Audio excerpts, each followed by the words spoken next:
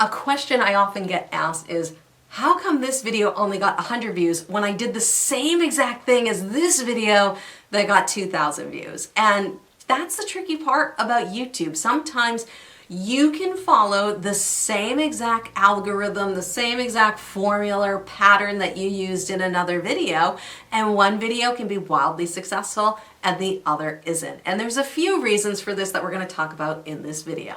The first thing we have to understand is the general concept of the video. Are people actually searching for this topic? You know, I'll go and I'll look on YouTube and I'll say, okay, I'm going to think about doing something about this topic. Maybe it's how to learn to play guitar. You know, what's the first chords you learn on guitar? And I'll go over to the search and I'll be like, oh, like these videos have a lot of views. This is great. It means people are searching for this. And if I make a video on this, it's likely that I might get some views because people are actively looking for this, versus if, you know, you did a search or you're going to do a topic on, like, you know, underwater basket weaving. I bet there's probably not a lot on YouTube for underwater basket weaving. So the video concept or the video idea itself has to have enough viewership for you to even have the potential of getting thousands of views. If you're doing a topic that only has hundreds of views, there's no way you're gonna get thousands of views or tens of thousands of views, okay? If you go and you find something and it's got 100,000 views, well, there's a chance that you might also get 100,000 views if you do a video that's good enough and it pleases your audience, which brings me to my next important point. When we are putting content out, our audience is the algorithm. Okay, because everyone's like, well, the YouTube algorithm hates me, this hates me, and if people just saw my videos, they'd really like them. Your audience is the algorithm, and YouTube will tell you. If you'll put a video out and it's like, this video is getting a lot more views because your audience is watching it more. So YouTube's like, ooh, Lauren put out a video. Her audience, like her current subscribers who watch her videos, are loving this. That means this is a good video. We're gonna send it out to more people. We're gonna let more people watch this. Versus if you put out a video and your own subscribers aren't watching it, YouTube's like, oh, Lauren's audience doesn't like this. So, you know what, we're just gonna bury this video. And it happens. It happens to me too. You know, I've got over 500,000 subscribers now. And, you know, sometimes I put out a video. I put out a video last week. There's one that's already got like 45,000 views. And the video I put out the week before maybe only has like 7,000 or 8,000 views, okay? Because the other video is hitting with the audience better. And it's also hitting a wider audience too. That concept that I used was a much broader topic that has a lot more search and a lot more views on it. So it was more likely that that would get more views. So that brings us to an important point of when we're making content, we need to make sure that we're staying in our lane and we're hitting home with our audience. And I think if you can start replacing the word algorithm with audience, it'll save you a lot of time and frustration. Instead of being like, well, why doesn't the algorithm like this video? Ask yourself, why doesn't my audience like this video? Because that is going to be more helpful to you in making better decisions for your next video. You know, I look at videos with my clients and, you know, we'll look at their past videos, and I tend to look for micro trends because a lot of the clients I'm working with are smaller YouTubers, probably, you know, under 10,000 subscribers. And I'll say, let's go back and look at your content. And we'll go back and we'll find videos. Most of them, they'll be like, oh, this, you know, they get 100 views, 200 views. And then I'll be like, this video got 800 views. What did you do here?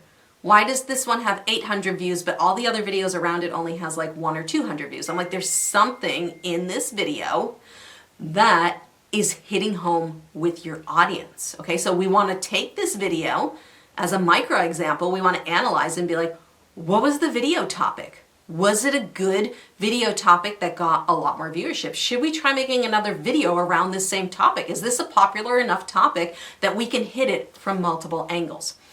2, what was the title? Okay, was the title just really bland, or was it something intriguing? You know, first 4 chords to learn on guitar, you know, could be one of them. Or first 4 chords you must know to learn to play thousands of songs. The second title is a little bit more intriguing. Or learning guitar, first chords you should learn. All right, learning guitar, don't learn these guitars first, or don't learn these chords first. Something like that, where it's like a little bit more intriguing on the title. And then of course the thumbnail, okay? If your thumbnail's crap, it's less likely that people are gonna click and watch, okay? But ultimately, it's the content that is king, okay? The content has to hit your audience. And then you have to start thinking about, okay, well, how am I going to title this video in a way that's going to be intriguing, and what's the thumbnail going to be? I typically do the title and thumbnail first so that when I'm recording the content, I can think about how the content I'm going to put in the video is going to fulfill the promise of this title and this thumbnail. Okay, I find a lot of people use too much text on their thumbnail. They're not using good colors. Ideally, if you can stick to your primary colors, blues, greens, reds, yellows, those work really, really great. You know, black background with yellow text or white text on it. Okay, very, very clear to read.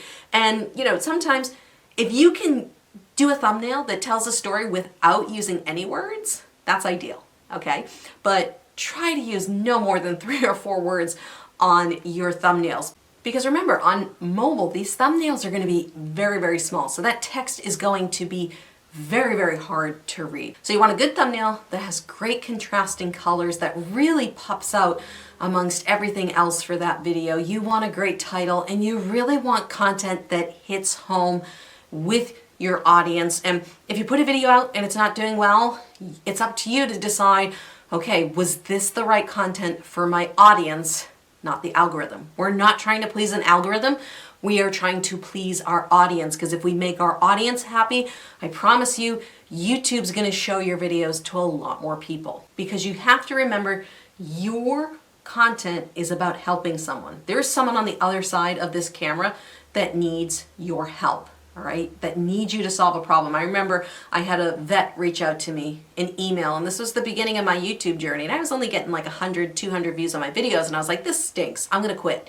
And I got this email from this veteran who's he was suffering from PTSD, and he found a guitar. He was ready to end his life, is essentially what he told me. And he found a guitar. He went over YouTube. He found one of my videos. He started playing guitar, and he said basically that I had saved his life.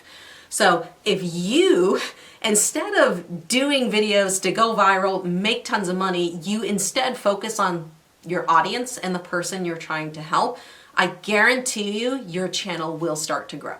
Now, if you're someone who wants to be serious about YouTube, but you're having trouble figuring out exactly who your audience is, then I highly recommend you go check out my free YouTube crash course. I'll put a link in the description below. There's some great tips and tricks in there on getting started with YouTube, growing your channel, and defining who your audience is so you can put out the right content all the time. I'll go see you over there.